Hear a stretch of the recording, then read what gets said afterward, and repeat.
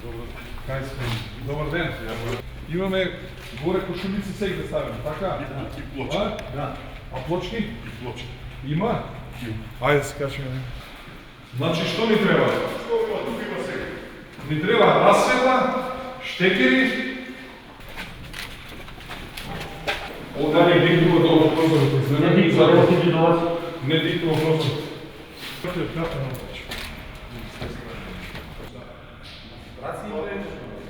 Подно грејење за клизимето, кошулица и гранитни плочки, гледаме се гранитни плочки. Сите скали, веројатно ќе треба со мене да скали. Затварани со гипс картон страничниот дел и сите овие, не знам, со гипс картон веројатно ќе да затварани. Штекери, сијалици, расвета комплетно, врати. Вратите сите да бидат со стакло. Таваните да се затворат со гипс картон на првиот и вториот спрат, а ова од страната ова сите да ги затвориме сега, после да ќе треба да ставаме скелиња.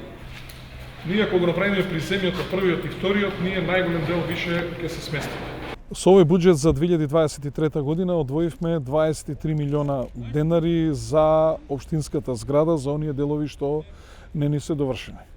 Со увидот на лице место констатираме дека со тие 23 милиона денари, тоа е нешто помалку 400.000 евра, нема да можеме да ја завршиме целата зграда, со што одлучуваме да го завршиме приземјето, првиот и вториот кат, а третиот и четвртиот да остане за наредната 2024 година, но клучот е што ние ќе се префрлиме голем дел од општинските служби ќе се префрлат овде на едно место.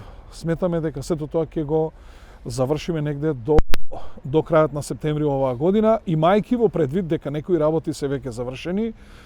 Например, електриката е 70% готова, грејењето е поставено подно грејење по сите спратови, освен на приземјето, значи треба да поставиме и на приземјето, и кошулици треба да се направат на приземјето.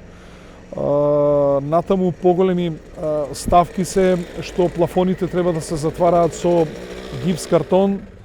Тоа значи сите ходници да се затворат со гипс картон, од страна оградите да се направат, лифтови треба да се купат, грејење.